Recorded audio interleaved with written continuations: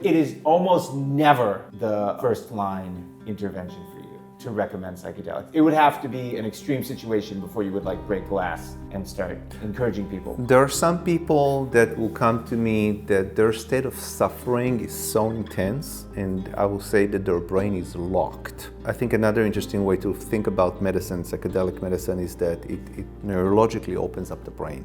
And there's a lot have been written about that. But some people that are in deep depression, have been depressed for a long time, or are paralyzed by panic or anxiety, their brain is so locked that it's very difficult to do any work with them. The resistance to change is like 99.9%. And in those kind of situations, I would recommend that they introduce a situation that can open that up. I will usually try to do breath work with them just to see if there's any access, and then usually I'll refer them to do a journey.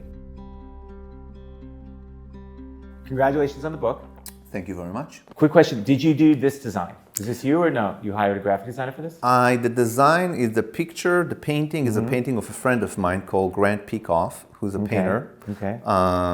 And he gave me the painting, and then a graphic design kind of finished it off. Cool. Yeah. Who did you write this book for? I think that, initially I wrote it for myself. I wrote it basically coming out of a meditation retreat. And it just came out of me in about 3 to 4 weeks. And as I was writing it, and I was realizing that I was writing it for myself, I obviously wanted to share it with others. So I started tweaking it a little bit, but it's, I think, both for professionals, for therapists and psychedelic guides, and it's also for people that are practitioners that just want to explore their inner world in various modalities, whether it is spiritual or psychedelic or therapy. So it's kind of written for both ends. So therapists, right? Clients, Yeah. Therapists who have clients who are doing drugs on the weekend. Doing medicine work. Doing medicine work, even better. Right. And I want to have this. Why don't we start right there? Sure. Every medicine is a drug, but not every drug is a medicine. And so when we talk about, we use the term medicine work. Right. What do you consider to be a medicine in that context? Yeah, I don't know. It's a really interesting question. Eventually, the decision between medicine and drug is in the eye of the beholder, right? It's just a word, and different cultures and different situations will have different meaning to that. So, I mean, sugar can be medicine, and so is lemon juice. But speaking in particular about what we call drugs, they can be both. I guess I really make the distinction when we consume the substances, such as cannabis, psilocybin, ketamine, and many others, when we consume them in a way that is more recreational and fun, I guess they will kind of fall under the category of drugs. And whether we consume them in an attempt to expand consciousness, okay? And sometimes, that spectrum is very dynamic, right? So it could be, we could go into a party and have a puff of cannabis, and just be happy with your friends, dancing to music, and then you just close your eyes for a second, listen to music, and you would have some kind of an inner experience that it goes beyond just the recreational. So it's not really a black and white thing. That is more, I think, politics and just cultural perception that decide whether those substances are drugs or medicine. So I'm hearing 3 categories. Sure. Recreational, and then kind of the other extreme is like ceremonial or spiritual. Sure. And then therapeutic feels like somewhere in the middle, Yeah. kind of pulling from both sides. Yeah. Yeah, and I guess, I guess that's kind of like also what my book is trying to talk about, maybe not directly. For me, that category was more between psychotherapy and spirituality, that for me took a really long time to find where do those two meet. So yeah, I love that distinction. I wanted to ask you about that because often people come to therapists and have spiritual issues or existential questions. How do you see the scope of practice or your scope of competence around spirituality? Because a lot of times it's like, well, you should go ask your rabbi or your priest or your imam and, get out of my office because I can't answer that question. But there is crossover.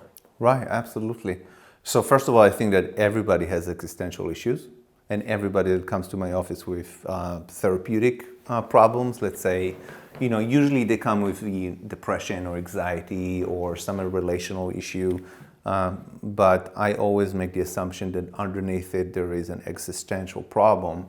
The only question if they are capable to be aware of it, or if it is just covered with many, many layers of psychological problems. Okay? So I'll just start with that. Regarding my competence, so I guess I see myself both as a therapist and as a spiritual advisor or teacher, however you want to call that, to whatever extent my spiritual understanding has reached at any given time. And I do make a distinction between spirituality and religion. Okay, so if I send my client to talk to the rabbi or talk to their imam or priest, which frankly never happens, I see religion as beliefs, right? As a system of beliefs, where spirituality is, in the way I see it and the way I've kind of been trained to see it, is actually removing beliefs. Yes. Does that make sense? It's the undoing of processes. Undoing beliefs. So if religion is beliefs and rituals, Yeah. right? Yeah. Spirituality, I actually liked, you had a good definition of it. Curious, inward gazing, open perspective. Mm-hmm. Yeah. Which will eventually undermine beliefs. Right.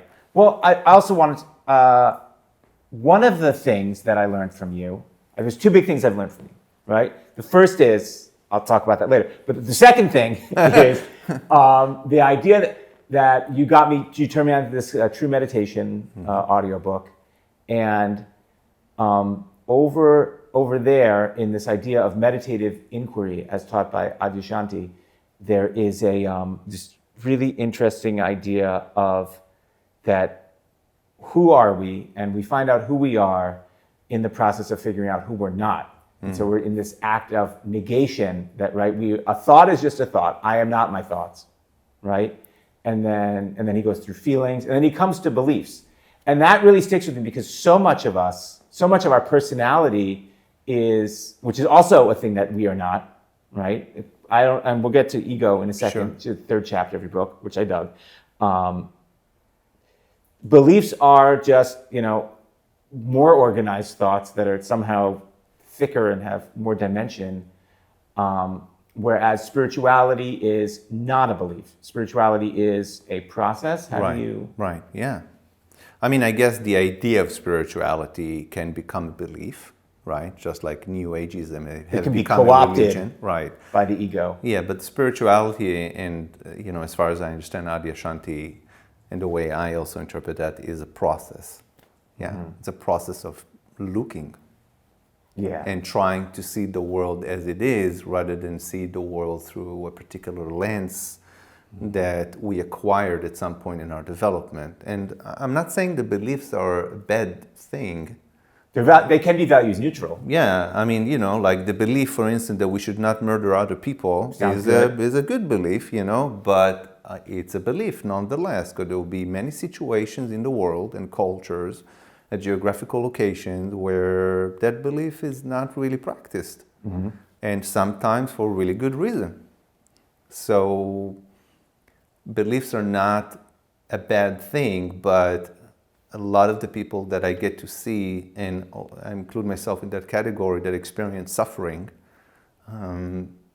are confined by a set of beliefs about themselves and about the world and about others and about their self-worth. And it's just, it's an engine of endless cyclical patterns of pain. Right. Yeah.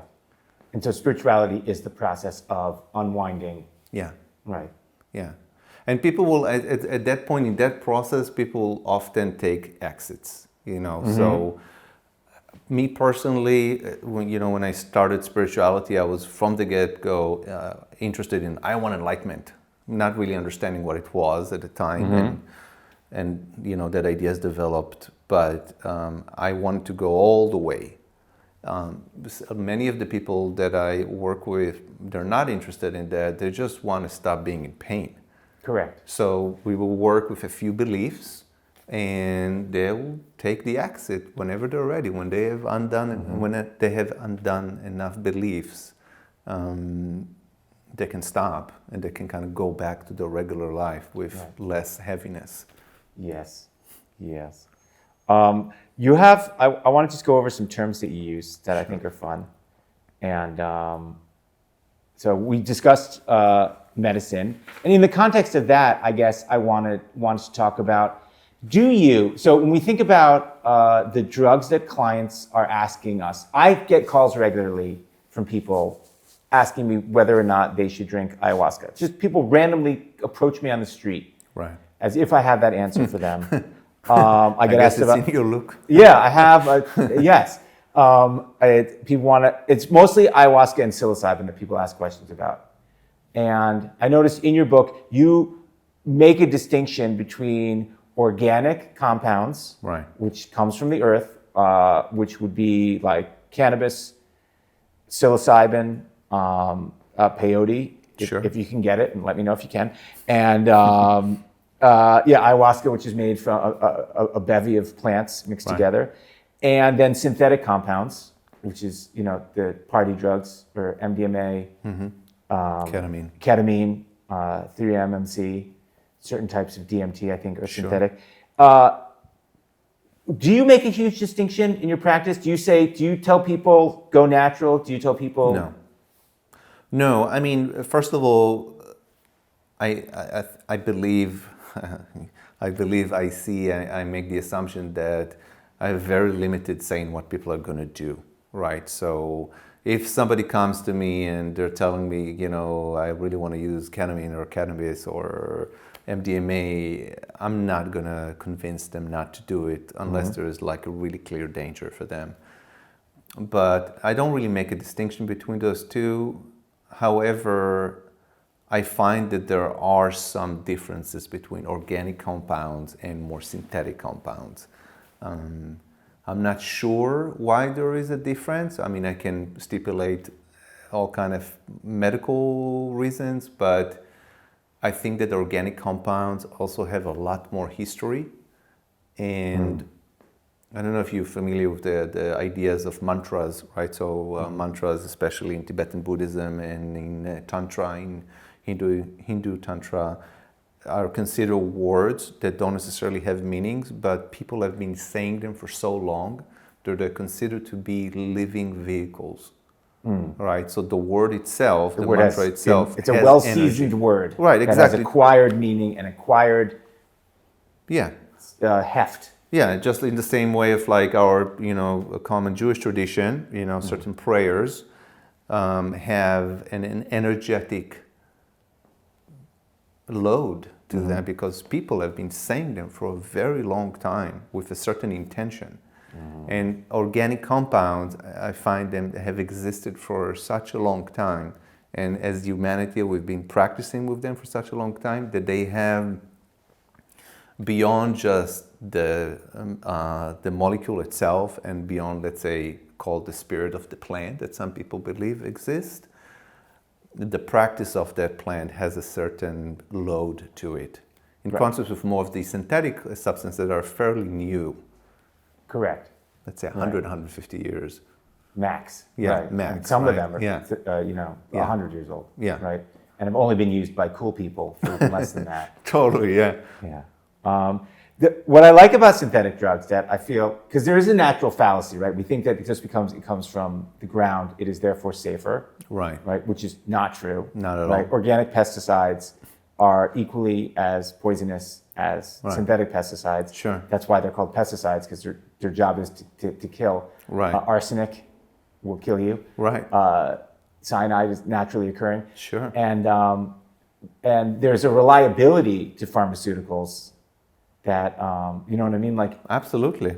So, yeah, 100 milligrams ketamine is 100 milligrams that's ketamine. going to hit Yeah. exactly how you want it to. Right. Whereas I think like the ayahuasca brew or the mushroom psilocybin can be so chaotic in how strong it is or how potent. Absolutely. Yeah, I mean, we also have to include the individual as a factor and the setting as a factor, whether you use synthetics or whether we use organic compounds. You know, a person can have 2 grams of mushrooms, the same type of mushrooms, 2 weeks in a row in the same room and have a completely different experience. Right. Right. Yeah. It's really hard to say, but I would also say it's true about ketamine. Right. Yes. It's always landing differently. Well, I want to talk, because you talk about that. You actually give a number of factors for dosing. I want to actually add a couple, but we'll get there. Sure. Okay, so that's medicine. We covered medicine. I feel good about that. Just naming the word medicine because it's a funny term. A ceremony is something we should talk about. So Sure. this is a whole separate category. Besides, there's recreational, going to a concert or going to a museum or hanging out with friends on a Saturday night. And then there is the therapeutic version, which is, you could do with a guide, or you go to Oregon and take psilocybin with a therapist. You can do that in Canada or Jamaica or whatever. And then there is a ceremony, which seems like that could be a couple of different substances, right? Peyote, ayahuasca, mushrooms. Even cannabis. Okay, so what is the ceremony Yeah, I guess the way I understand it is ceremony is a more of a shamanic process where there is usually a healer or a guide, there is some kind of figure that is managing the ceremony. Usually that person has a very personal relationship with those substances, and they would create a situation where healing can occur, and again, healing is also a term, right? Sometimes the healing can be relationship, sometimes the healing can be about grief, sometimes the healing can be about physical condition. So I think that maybe the focus in ceremony moves to the plant as an entity or spirit, right? Whereas recreationally, it's just about us. Right. And in a psychedelic assisted psychotherapy, it's a combination between the individual and the therapist and the substance, and it's kind of the individual is trying to do something, and then in ceremony, it's like the individual, you just sit down and lie down, and the medicine is or the shaman is gonna be taking care of the issue. Right. And it has a certain rules. There's a certain process. Yeah. And then a journey, I think most people know what that is. You have an interesting term that you use in your book. You talk about the veil. Yeah. With the kind of the barrier between conscious and unconscious that in when working with clients, we kind of are playing with that. Can you speak to that for a minute? The veil. Yeah.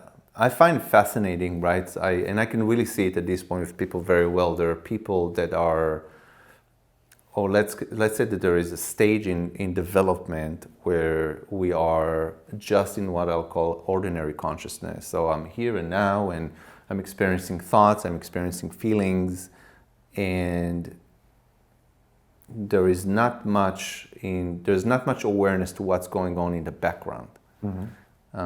Sometimes there is even no knowledge that there is a background. Yeah. And what separates ordinary consciousness from whatever happening in the background, let's say behind me, underneath me, is the veil. The veil is both a concept, but it's a real thing. And some of the veils for people will be very opaque, meaning there's absolutely no penetration. And then some people have some holes in the veil. For instance, somebody who tend to be more psychotic will just naturally have a lot of holes in the way in this veil. There's thoughts and images and hallucination that just permeates their regular, ordinary consciousness. And there are some people that just have a very flexible capacity to close their eyes and start seeing images, or they can become aware of certain thoughts patterns that before they weren't. You can also see the veil in the process of just falling asleep. As you're just lying in bed and you're thinking through your day, and then slowly it feels like you start to fade away and things start showing up. There could be this, I forgot the terms of, what we call the dreams that show up just before you fall asleep. That's a certain type of dream? There's hypogongic and hypnopompic dreams. So there's dreams that show up in the morning just before you become fully conscious, and there are dreams that appear just before you fall asleep at night. There are two terms for that. That's another way you can really notice that the veil is like, it's a real thing to me.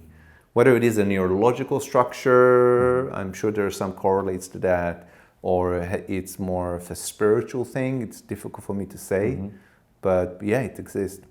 Okay. I also like the way, let's talk about intimacy for a second, because you Sure. you throw it out, but what does intimacy mean to you?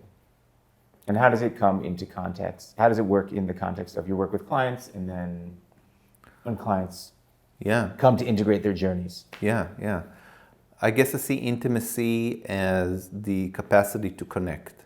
So let's imagine that all of us present in this room, there are tubes between us of connection. And in those tubes, there is passage of information. That information can be words, verbal words. That information can be smells. That information can be ideas. That information can be touch. That information can be any mode of communication. In spiritual communities, there is also what's called like direct perception or presence, direct teaching, where just the presence of the teacher is sufficient to communicate something. So intimacy is, I guess, how clear the pipe is between you and me, right? And often, I mean, for anybody, the pipe has a lot of blockages in it. Okay, so for me personally, growing up in Israel as a male Jewish It's a very blocked pipe. guy, in some ways, in other ways, my pipe was way more open compared to many Americans that I would meet, right? But there are certain beliefs and ideas about myself and about you and about the environment that we live in that prevents a really open communication. Can we touch each other? Can we hug? Can we kiss on the cheeks? Can we tell each other secrets? Can we share emotions and thoughts? So I guess that intimacy, the more intimacy we have as a spectrum, that pipe, that connection is just clearer. And that's something you are, when a client is first coming to you, either for just psychotherapy or Integration. Yeah. How do you, is intimacy something you're looking at, their level of intimacy? Sure. Right. Yeah. It's definitely like a primary assessment. So from the moment I walk through the door, I always try to touch. So I usually go very light about it, just try to shake hands and feel how comfortable they are with shaking hands. Talking about their emotions, the way they hold themselves, their body. Most of my clients sit on the couch, and it's interesting to see. I usually sit like right over there in that corner. Yeah. And it's really interesting. Some clients are going to sit on the farther side of the couch. Correct. Some clients are going to sit in the center, and some really close to me. And So we're going to sit in the corner and hold a pillow. right. Yeah. Right. Absolutely. It's so funny, right? And yeah, I look for a lot of intimacy in the way they speak about themselves, not just intimacy with me, but also intimacy with themselves. Right? Wait, can you explain that? So I see the world, our experience of the world, as a correlate between inner and outer reality. So the way I usually treat people on the outside is a complete correlate to the way I treat myself on the inside. And we can talk about parts work, which is internal family system, a modality of psychotherapy. So if I'm in relationship to my psychological parts and I'm capable of listening to them, I'm capable of interacting with them, it also usually means that I have the capacity to be interacting with people on the outside. So can I be intimate with my parts? Can I be intimate with other people's? Can I be intimate with my soul? Can I be intimate with God, etc., etc.? Right. So it's kind of intimacy is generalizable. Absolutely, yeah. Yeah, it's a process. Yeah. Another thing you said you look for, and you said this was the most important thing you look for when working with a client, and I never heard another therapist say that, is that you're looking for earnestness. Right. And can you please explain to me the importance of being earnest and why in therapy and integration work that is a critical component? Yeah, the first time I heard the term was, I think, through Adyashanti, but he was speaking about Nisargadatta Maharaj, who was a pretty famous Indian sage. And then I started reading about it. I was like, somehow the word really got stuck in my mind. Like, what does it actually mean? And the way I've understood it so far is that earnestness is when somebody is really genuinely interested in something to the extent that just cannot stop to pursue it. Okay?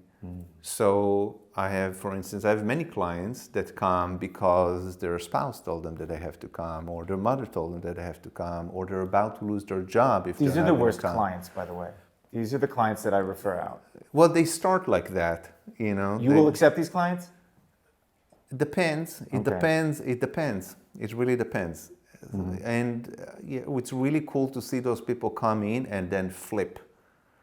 Okay, because something can happen with them that will actually discover that they do want this. But I guess if we can call earnestness is how much do I really want something? And why do I want it? Is it coming from me, which is true earnestness, or is it something that is coming as an external reason? But I have to say, you know, that my journey in psychotherapy didn't start because I wanted to get better. You know, I just didn't want to suffer. Correct. Right, and suffering was causing issues. I had jealousies in a relationship. I had difficulty with money. I had difficulty a relationship with substances. So, Amen. Yeah. you know, it came later. Let's dive into the ego. Sure. And I like the way you talk about the particles of the ego and kind of with regards to ego formation. And everything we're saying now, we could also use if we wanted to use internal family systems and talk about the creation of a part. Sure.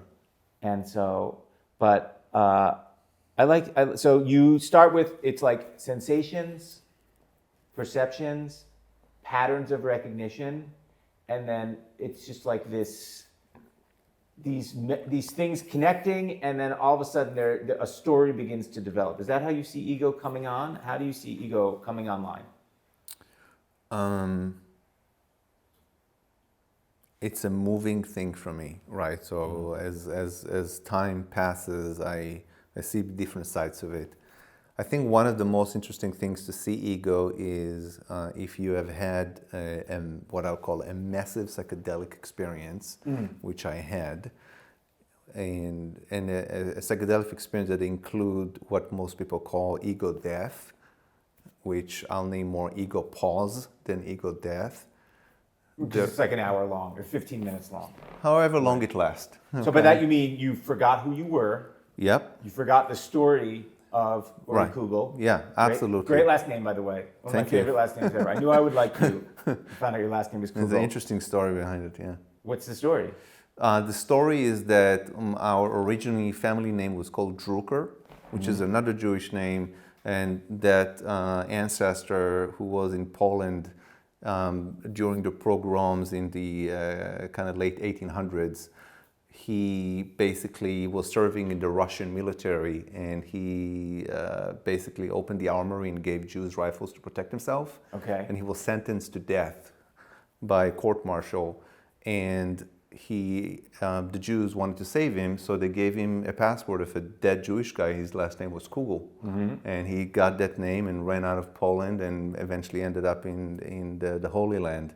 And he decided to keep the name because it saved his life. It saves his life. Yeah. Yeah. Yeah. You had an experience Okay. of ego death, and then in the process of rebuilding, as the ego began to coalesce and form again, that's when you got to see it for what it is. Yeah, you can start. And again, I had previous glimpses of what ego is and how ego works. But in the psychedelic experience of ego pause, ego death, as it starts to come back together, you can really see that, oh my God, it's a process. It's not just this entity. Most of the time we just wake up in the morning and then we have a relationship with ourselves, right? Which is just the tip of the iceberg of what the ego is. And that relationship with ourselves is sometimes positive, sometimes negative, and sometimes it's somewhere in the middle. But when you experience ego death and you start to see it becoming, it's such an interesting phenomenon, especially if you have a kind of psychological lens. First there is sensations, and then The awareness of sensations. Awareness of sensations, awareness of colors, awareness of sound. Because you have had an experience with psychedelics where you went beyond sensation. Yeah, there's no sensations. There was nothing. You were just in some alternate reality. And then all of a sudden you started to feel cold, or you started to hear a sound. Right. Yeah, absolutely. Yeah, you can, if you go deep and deep and deep and deep and deep and up, and there's different ways of doing it. I mean, medicine, psychedelics are one way of doing it. But, if you go into, for instance, Tibetan Buddhism, they use a lot of techniques with sensory deprivation. They use dark retreats where somebody would close themselves up in a room for many, many days. And you have done this yourself? I've done some of it. I haven't done long periods of time. I've done only a couple of days, but... You spent a couple of days in the dark? Yeah. And it's amazing what you will start seeing, how the brain, or whatever you want to call the vehicle by which the ego operates, would just generate things. Hold on one second. Yeah. I want to pause here. Yeah. Where did you go to the bathroom? How did you negotiate that? There is an entire tradition. There's a tradition. There is a book called Yeshe Lama in Tibetan Buddhism that is actually describing the entire practice and all the logistical preparations and how a room should be made. And there's a rope going from the bed to the bathroom. There's a rope from the bed to the place where you're going to get your food. There is always a cedar. There is a mechanism. This is like in Minority Report when Tom Cruise gets his eyes redone, and he has one is for the refrigerator and the other is to the bathroom. That's where they got it from. I never thought about that, but actually I wonder if there's a connection.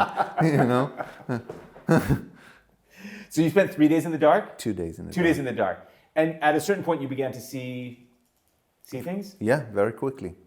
Yeah, you start seeing things. You start seeing very similar perception to what you will see actually on mushrooms. The veil becomes thinner. Right. There are holes that start appearing in the veils, and what we call the unconsciousness or different dimensions of reality would just become a lot more evident. The ego, you can think about the ego also as a way of filtering reality.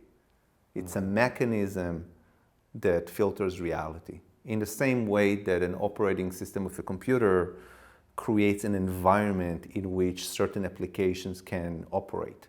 But if you remove Windows from your computer, you'll just get chaos of numbers. So by altering the environment, which could be through ingesting synthetic or organic compound, or through just taking away sound and taking away light, right, and taking away anything to do, sure, the ego will dissolve because it has nothing to do. Yeah, it will be impaired. You can also, or illness, any condition that will basically mess with the homeostasis of the body. For instance, when you have fever dreams. Yes. That's, the ego essentially is impaired. It does not operate. The body doesn't give enough resources for the nervous system to operate the ego at this point. All the energy is going to the immune system, or just keeping your heart beating, your lungs breathing, your heart beating, your lungs breathing, and the ego it's just not. There's bugs, and things start coming through. This is kind of what you said. You said that the nemesis of ego is impermanence, or chaos, Right. or change. Sure. And is that because the ego is focused on survival? Why are they in conflict? Yeah, I guess as a living species, the primary directive of the ego is survival. And then the second directive is like, do not change, especially if you got something that works for survival. Okay? And I think that's true when we're children. And then at some point, at some age, and it really changes from one person to another, the ego begins to be invested in itself. So initially, the ego is invested in the body or in just the experience of life. Right. And then Food, sleep, play, pleasure, right? So very simple functions. And then at some point, the ego begins to be invested in itself as a structure. Okay.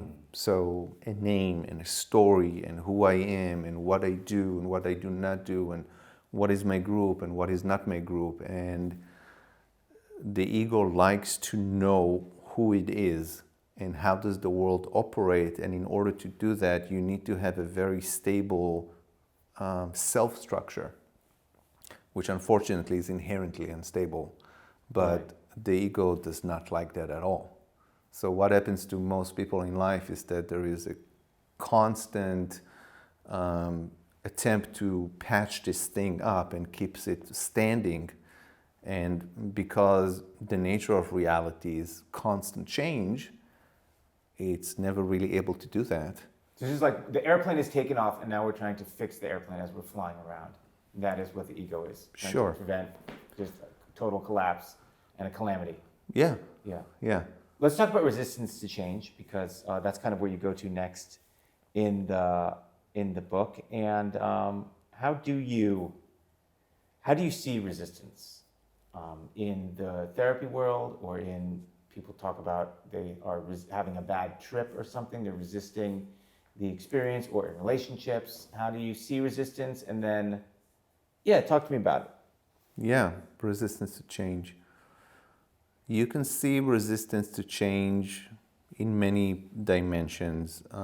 One of the easiest places to see that is in the body. So often, if you see people, and I'm including myself in that category, who are undergoing a psychedelic experience, especially when you start working with more organic compounds, not only, but you see it a lot with mushrooms, and you also see it a lot with ayahuasca, there's often stuff that the body is trying to do. Like purging, or phlegm is coming up, or it could be that, but it also could be just, the person, there shakes and trembling, and it almost appears like something is trying to move out of the body, and there'll be a very big difference between somebody who is lying very still and trying to keep it together, and somebody who is enabling themselves to shake it out or do the rolling. Mushrooms often comes with what perceived to be rolling motions. And some people don't want to do it, and they really fight it. And some people are capable of allowing it to happen, for instance. Change, resistant to change, you can see in, in relationship with children. You would never eat candy after dinner. Okay? Whereas, sometimes she's going to eat a candy after dinner. It's just, kids. Yeah. You can see change into, I remember maybe 10 years ago, one day my wife, she comes, home, and she says, I think I want to go vegetarian. And I got so angry. Yeah. Because why are you doing that to me? I don't want to go vegetarian. I don't want to have to start cooking, a whole other thing. What about my meat? And what about my chicken? And it's so much built into us not wanting things to be different that it takes a lot of unwinding Yeah. to let it happen. And I see a lot of clients in psychotherapy resistant to the change in their story. So people tend to be very invested with the narrative. I'm really depressed and I'm very sad and nobody likes me and I'm never going to get better and I tried everything. And then, 30 minutes into the session, they tell you a joke and they kind of snap out of the depression for a second. You know that? Yes. And then they tell you a joke and then the joke finishes and then they go back into this guy who's like playing this character. Yes. To some, he really believes in it.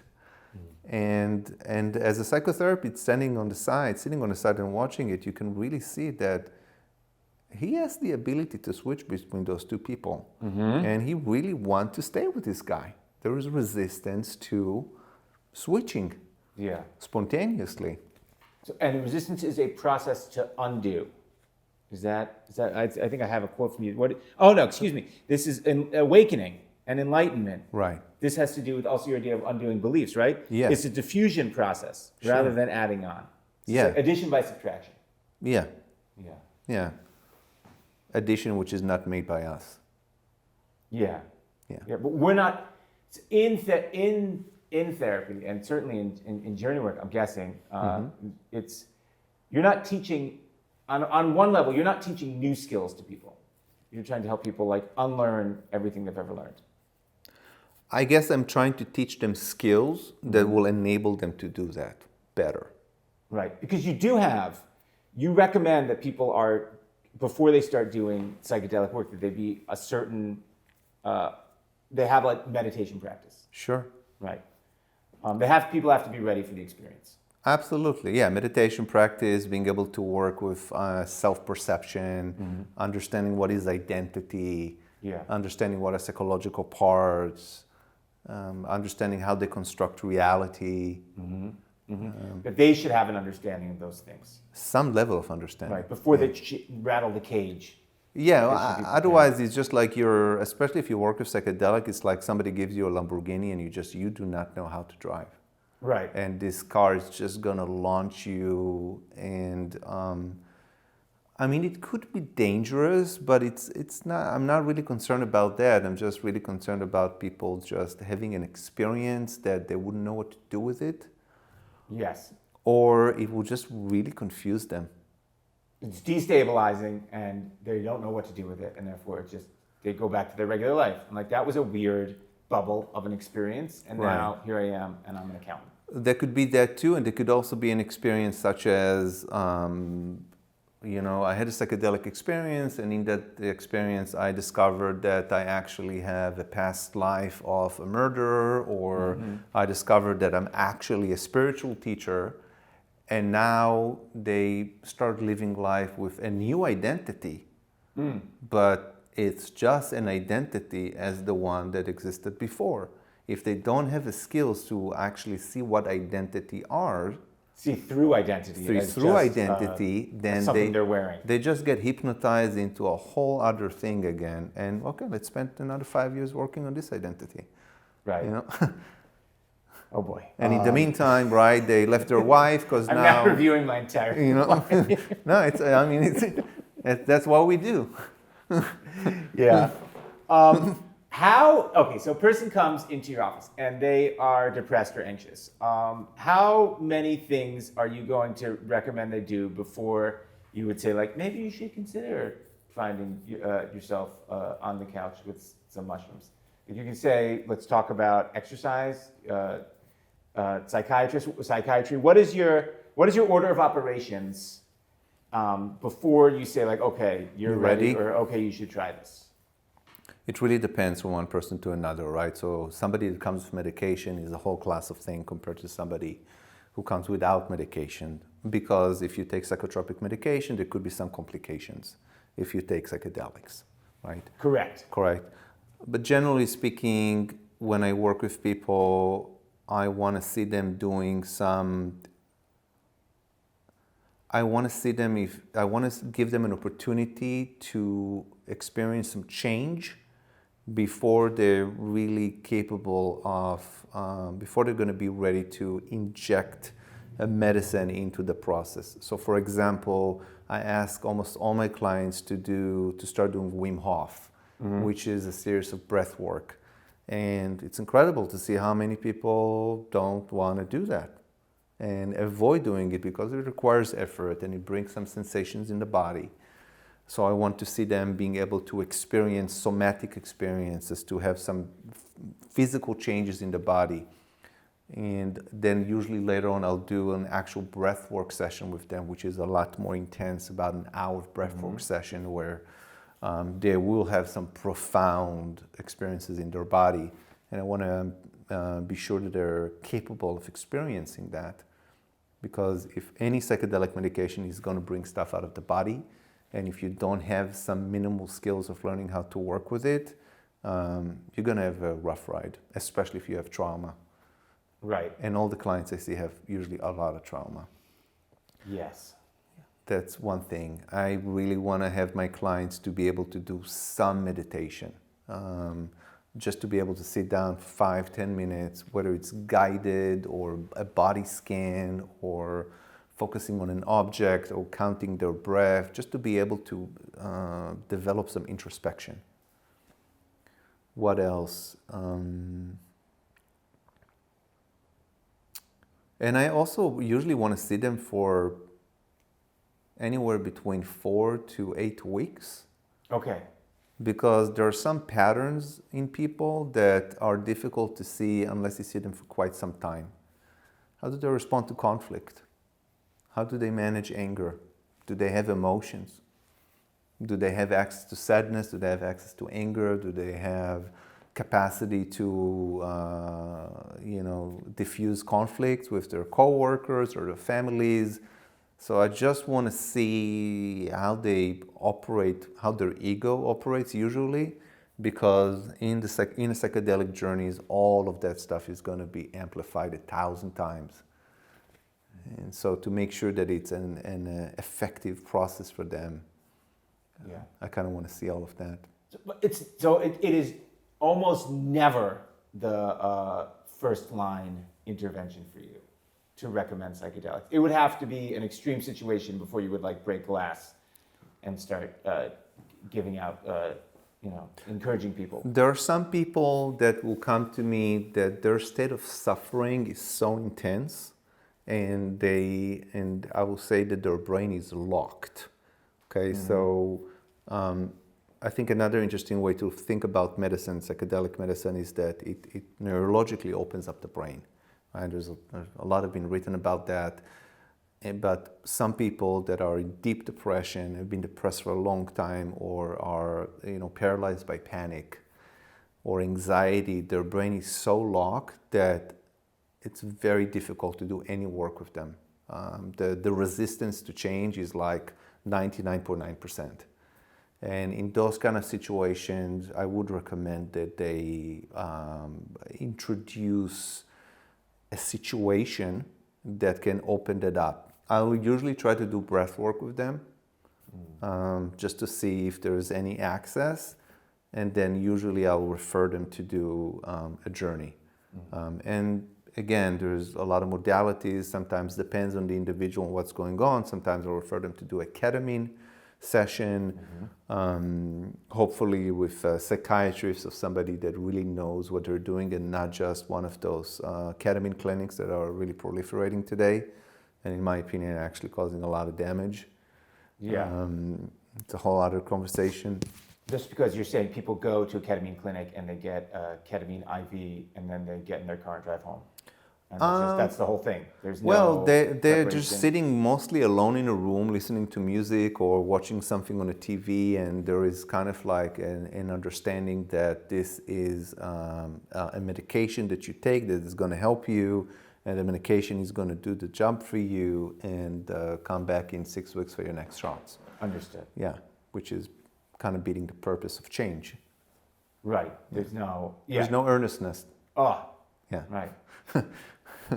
So you spend a lot of time in your book. You go through some different types of medicines that you've worked with and that your clients have worked with.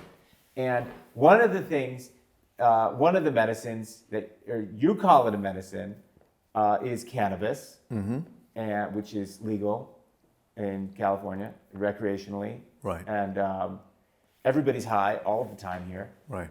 And what is so there is a window where cannabis is helpful to people. And I'm wondering, what is that window for you? Yeah, it's very personal. I mean, it changes from one person to another. I think one of the interesting things about cannabis is to see how different people respond to it, right? So again, cannabis is a really big category to a plant. There is so many different subtypes and different concentrations of THC and CBD. And I actually had a friend when I was doing my master's degree in Leiden who was doing his PhD on cannabis, and he was focused on researching all the other compounds. There are thousands of other compounds, some of them psychoactive. We have no idea what they're doing. Besides THC. Besides THC. So it's a very complex plant, and I personally believe, and there's also other tradition, that plant has an actual active spirit. Okay. So cannabis can be amazing. I mean, you can give it to somebody who has like an alcohol abuse issues and they're off alcohol. You know, they might be now, smoking pot every day, but pot can be a lot more friendly to the user compared to what alcohol does to you in I your agree. life, right? If we talk about safer, cannabis 100% safer than alcohol. Yeah. Yes.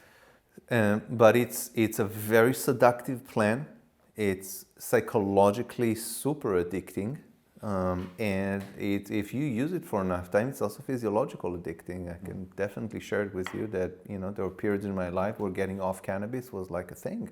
Because anything that you get pleasure from, anything you get pleasure you're going to get it's going to fire together and wire together, and now the dopaminergic pathway is just, you're plugged in, you're getting your dopamine through cannabis, and now you want your dopamine hit. Well, there's that element too. It's also cannabis for me was always a very spiritual compound, right? Mm-hmm. So for me, there were years meditating on cannabis will absolutely launch me to amazing experiences and incredible insights. And I was also very addicted to that particular experience of really enjoying the spirituality of that plant. There's a whole traditions, there's the sadhus clans in India that use cannabis on a regular basis. Cannabis is really good for people that have a lot of trauma and pain in the body. It can really answer those things. So it's very helpful, and in the same way, super addicting. Yeah. And yeah, I in one sense, I do think that substances should be all legal, and it's our responsibility to decide what to do with them. But it's definitely becoming a problem. If you could wave your wand, I would give you a wand. What Sure. would you do to cannabis to make it safe for people? I've already answered this question, and I really just want to say what my answer is, but I'll ask it to you first because that's a nice thing to do. You're the guest. I think I would maybe add sugar to cannabis. What? Like kind of add like in the sense of like, I know when I eat a Kit Kat, I know exactly what's going to happen to me if I'm going to eat a Kit Kat every single day. I have no illusion about that, what it's going to do to my body. Cannabis appears to be super safe. And I think if you're not smoking it, then there's no carcinogenic quality to it. we can even debate that, right? Even that is not. Yeah, but but even even tar that. in it. But it appears to be very benign, and the problems. So you would like to make it more dangerous. Yeah. The understanding of it, the consequences of it, very dangerous. Yeah. You'd like to add some diabetes. Yeah. To your marijuana. To have like consequences in that sense, but which are personal. They're not legal consequences, right? Because that doesn't really worth anything. Alcohol. If you drink alcohol, you're going to be hungover. You know exactly. Terrible. Yeah, exactly what's going to. Your liver is going to get fat. Yeah. You're going to get psoriasis. Yeah. You're going to you're going to look haggard. With weed, you're just going to be wearing a bathrobe. Yeah, and it's interesting, right? Most people that are not addicted to weed are people that had bad reactions with weed. Okay? Correct. Right? Yes. So people that have panic attacks on weeds, people that have started having like negative recursive thoughts on weed, for them weed is fucking dangerous. You and I They're are not going gonna to, smoke I wanted it. to make weed safer. You want to make it more dangerous. Yeah. I like that. Okay, Yeah. that's great. I would just say no more compounds, like where they make it where it's 90% THC. Right. And it's just concentrated. Sure. And therefore people, young people have psychotic breaks and psychotic episodes and manic episodes. Right. Because there's just, the THC is upstream from dopamine, and then it's just like blows up the brain, and now you have bipolar 1 and you're taking Abilify for the rest of your life. Sure. But you just want to From the get-go. you just want to like put some razor blades in there. Just to have people understand that it's, I mean, yeah, if you do serious drugs, I don't do crystal meth. I also don't do I crystal don't do meth. crystal meth because if you look at somebody who does crystal meth, it's very clear Got what it's going to do to you. If you ask them how it feels like, it says this is the best thing ever. I think it's pretty awesome, I bet. Yes. Yeah, but I have no illusion about it. When you smoke a joint, it's a joint. Right. It's, Yes. So clients come to you. When clients come to you, I do encourage them to use flower only sure. and get away from the vapes. Okay.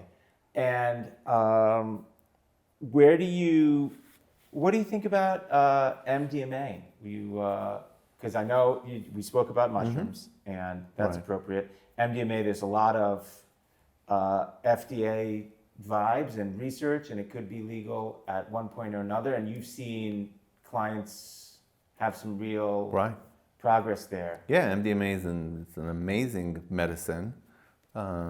Super good for trauma. Also super good for people to connect with grief and basically process any emotional experience which is locked. And it's called in the psychedelic community, it's called heart medicine. Right, so you usually really help people to open up the heart and open themselves and to their psychological parts. And as that is a mirror image through the outer reality, it also helps people to finally connect with other people. So forgiveness, intimacy, you see people high on MDMA in parties, and intimacy is there. All the stuff that was kind of clogging the connection is kind of evaporated. Although if you don't do the work, those blockages will come right back into the pipe. Maybe in a different configuration because the user had an experience, but ego is a pattern. So, but it's helpful insofar as clients report that they have a corrective emotional experience. Sure. And there's something indelible in just having had a moment of connection to complete self-acceptance, or connection to another person. Yeah, I've seen people that after a single session on MDMA, they, FDA in clinical studies, they like to, measure criteria, for disorders, right? But I've seen people that after a single session no longer met criteria for depression or PTSD or, a certain anxiety disorder after 20, 30 years. Of trying to work it out with psychotherapy and using medications, and sometimes the single session could be absolutely amazing. Also for people with personality disorder, most psychotherapies would not come close to somebody with, let's say, borderline or narcissistic personality disorders. They're very difficult to work with in regular psychotherapy. If it's done correctly and the space is held well and there's been enough preparation in that work, it can be incredible for somebody with personality disorder. Unbelievable. And absolutely change. They will no longer meet criteria after a couple of months of really good treatment. Okay. And ketamine, you find people tell you useful how? I think there are different ways to work with it, and ketamine is very helpful for people to get a break from the body for the first thing, right? Because the ego resides in the body, and the ego is very identified with the body. And ketamine, when used correctly, creates a dissociative effect, depends on the dose. So the person will begin to have a lifting away from the body. So you see people with a lot of chronic health conditions, people with intense inflammations, that would normally, every time they get an episode, an autoimmune disorder, that episode will kind of take them out for like couple of weeks, a month. One single journey with ketamine, about an hour long, it's like a reset, and the inflammation is gone. And the mechanism of change there, you're saying it's because it's a dissociative. Therefore, they are unblending or disconnecting from their body or their emotion or their personality or their certain thoughts. And when they coalesce back together again, the relationship is changed, and therefore... Depends if they've been processing with it, right? Depends on them. There's a difference between going to a ketamine clinic and getting a shot and nobody's talking to you, you don't really have any conscious processing, versus doing ketamine psychotherapy, right? Or doing ketamine, even if you do a journey where you take a dose large enough to launch you to a completely different reality, which is really possible with ketamine. But when you come back, there is someone there to receive you, to help you digest it, to connect it to what's going on in your life. Then it can be very powerful. So it can be just a function of the substance, the compound. Sure. But it seems like it's far more likely has to do with the dose, the setting, the intention. Is there somebody there to assist you in the process of preparing and then integrating the experience? Right, which is something that for you is very important, the integrative process and then the preparation process. That's where the real majority of the work is, not so the experience. Absolutely. And actually, over time, people would need less and less substances. Okay. So even though you would think the tolerance would go up, their sensitivity is such that they just... Their sensitivity, they have the skill set to know what to do with it. It's like somebody, riding on a bike for the first time, they can't really do anything. And after being riding on it for a couple of years, they can do all kind of tricks with it. They just need to pedal a couple of times to get down the street versus, doing so much effort. But I would also say that you actually, after some time, you don't need the medicine anymore at all. I don't remember how much you talk about it in the book, but there is definitely a phenomenon between, among guides and therapists and people that use psychedelics, that they kind of get used to the idea that this is something that you have to do continuously. And I disagree with it. Because then it's just a religion. Then we just have we have belief and ritual exactly. together, and then we just have the new MDMA church. Or whatever we're going to call it. We'll figure out the branding later. We'll turn it into an MLM. Make some money.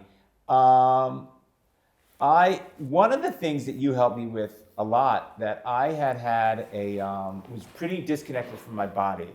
And the way I was disconnected from my body that you helped me with, which I think was really interesting, is that I had the sensation that my body was really tight and I was in a moment of tightness, right? And then what you did was you put your arm over here and you realized that actually, Simcha, you're quite supple there. You didn't say that. Obviously, you wouldn't use it, but I would like to think of it. In my mind, the story I tell myself is that you said my shoulder was quite supple. But you showed me that there is a real, there's a disconnect and between my felt sense of what my body was doing and then the state my body was actually in. And so you write a lot in the book about somatic, which is very helpful to me and kind of sent me in a new direction of actually trying to figure out what the hell's going on down there and connect and really have a more accurate sense of what's happening in my body. How do you work somatically with clients? And then how do psychedelics factor into somatic work?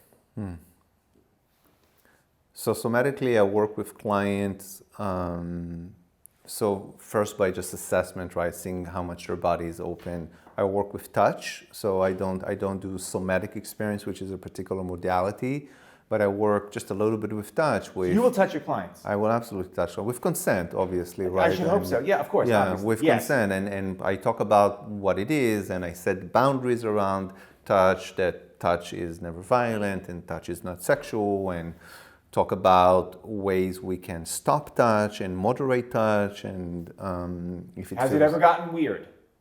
I don't even shake hands with clients. Like Yeah. I'm just you know. Yeah, absolutely. It becomes very weird with, especially, you know, I work with a lot of women and men that have had sexual molestation and other abuse. That, yeah, it becomes very, what I would say in contemporary psychotherapy, dangerous. You know, so I can touch somebody and they would immediately have thoughts or memories, or they'll start projecting things on me, right? And I talk a lot with people about what projection is before we begin touch work, right? So if I'm touching you and you get the thought that I'm about to touch you inappropriately, it's your thought process, right, that is attached to an action which is happening. So I explain a lot of that as we go along, and obviously I never touch people in their genitals or even close to that. Right. But aren't you afraid? Maybe this is just me because I live in a constant state of fear that there's just going to be a litigious bastard of a client who's just going to, you know, is just going to say like, or he touched my boob, and I wouldn't. I know you wouldn't. Yeah, I know you wouldn't, but then it would be, they would ask you, they would say, the BBS would call you up, Board of Behavioral Science, and said, Uri, did you touch your client? And you'd say, yes, but I did not touch your boob. Right. And then... What's the difference between that and somebody who's doing somatic experiencing? Good question. Right? Yeah. I mean, there's danger in working with any client, right? And whether it's touch or because, you know, the client can say that I made suggestions that I want to have more of a relationship with her or him if he's potentially gay.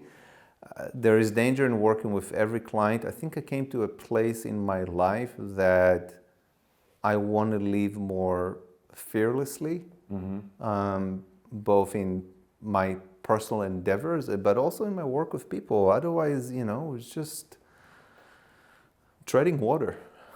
And touch is just a really important part of relationships. Okay? I don't employ touch with every person, you know, and I definitely don't push it on people that are not ready for that. And I sometimes don't even need to ask. I can see they're not ready for that. They're barely even shaking my hands, let alone making eye contact. So it's a very dynamic process. Forgot the second part of your question. Second part was, how does in psychedelic work, how are people telling you about the body? Because a lot of times we think about psychedelics is a journey in the mind, and Right. you know, I'm hallucinating and all those other things, or I'm journeying into cosmos worlds other than this. Yeah. And the body is the last thing that would be there, but it seems like the body is a big part of the journey. The body is the mind. There is no separation between mind and body. That's like, in my opinion, just a misunderstanding. But the body is the mind. So emotions are physiological phenomena. Emotions happen in the body. The idea of emotion is a thought. The story we make about the emotion. But an emotion is, anger is clenched fists and beady little eyes. And adrenaline and cortisol and sadness goes through the vagus nerve, right? So you know, trauma is usually processed as a contraction in the pelvic floor and then in the jaws of the mouth, you know, there's, you know, it's all our experiences, we experience life in the body. Okay, and I have a client that experienced life through the mind, which are usually software engineers and people that are very cerebral. They're very difficult to work with in the beginning because you have to do a lot of work to get them down from here into an actual moment-to-moment experience. So psychedelics depends, you know, some of those individuals that have a lot of resistance would be, you know, their guides will report that during the experience will be lying flat with absolutely no movement. Or somebody that'll have a lot less resistance, they would actually, you'll be seeing them twitching around and jerking and shaking and trembling and sweating, and there's a whole thing going on. So the medicine tends to really amplify the sensations in the body to a significant extent. And then if you look a little bit from more of a spiritual lens, then if you consider that the body has also what we call an energetic body, right? So there's a physical body, and within the physical body there is also an energetic components that we often name as meridians and chakras, right? Which are energy system that goes in our body. People have what we call deposits in those channels, deposits of undigested emotional experiences. So we go through life and we experience something very difficult. That experience becomes some kind of a cluster, crystallization of energy in those channels. And when you take medicine, when you take psychedelic medicine, it really increases the amount of energy that goes in the body, and those deposits just get flushed out. As they get flushed out, usually the people will have a very vivid experience of what that cluster is. A memory or an emotional response. Sometimes they even cry without knowing what they're crying, or they're getting angry without even knowing what they're angry, but there's something that was sitting in them that just got released. Okay. So it's the body keeps the score. Sure. There's an unmetabolized spiritual gout. Sure. And then Right. the journey is a process of metabolizing that. So it's very much in the body. Yes. Okay. What is owl vision? You talk about owl vision randomly in your book. I have no idea what that means. Our visual so one of the ways that it was explained to me in the beginning is just the capacity to clearly see. So owls, it's a creature, but it's also a mystical symbol for creatures that have incredible eyesight. And often referred to as taking MDMA. So when you take MDMA, most people that take it in psychedelic assisted psychotherapy, they describe the capacity to clearly see through things that they were not able to see through before. For instance, I'm very angry with my father, and my father is a terrible person. And now you've taken MDMA, which has done something to the brain and done something to your heart, and you're able to see, oh, my father also suffered. And my father was in abuse, and my father's father was a really difficult person. And, the vision opens up, and the resolution becomes so much more significant that you have the capacity to just to see more of reality as it is, rather than just be blocked here with our own kind of immature and undeveloped ideas. Also, owls is often seen as a creature that sees very well in the dark. So it's a creature that is capable into seeing into the unknown. Owl is also a creature that can rotate their head 360 degrees, so they can look outside, but they can also look back at themselves, look back at what's behind you. So it's a really powerful symbol. Mm-hmm. Okay, a good answer. Can you explain to me in greater detail the way your closing of the book, you have this whole 2 pages you read about doors and the imagery of doors and how that works both in your work in psychotherapy and how it can work for clients in the journey space. Can you speak about doors? Is this doors of consciousness? What are we talking about over here?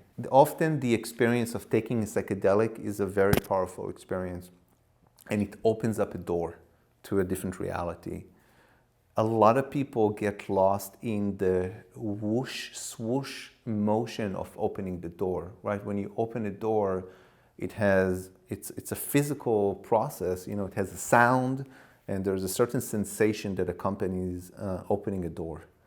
And people get really hooked on, especially also with cannabis, to the feeling of opening the door. But it's not actually what's important. What's important is that you just open a portal, and now there's a whole other room on the other side of it that is kind of waiting for you just to step into. And so it's really important to learn to just let the door be open. You don't need to continuously open and close it to get the sensation of opening the door. That is just, like just the first thing we did. Much more important is to walk through the door and visit those other places and get whatever you need to get there and come back. Okay. I like it. I like that metaphor. It's working for me now. Okay. Now that you explained it. Thank Yeah. you. Now that you remembered what it was. So that was all I had. As always, this was a ton of fun. I enjoy hanging out with you. Me too. I should mention that you play the guitar really nicely. Thank you. And what was it? Such Great Heights? Is that the song you play? You play like a version of it? Right, yeah. Fire and Wine? Is that Yes, what it is? love that song. And I really like that. So you're a beautiful man. Thank you. And I wish you much success with your book. Thank You're going to you. do a book tour? Maybe. Okay. Well, let this be the This first is stop it. on Yeah, it. this Here is we it. are. Yeah, this is a book tour. Okay, so Thank you you. I for appreciate thank you. you for having me. Yeah. Yeah, You're I'm so welcome. excited for you.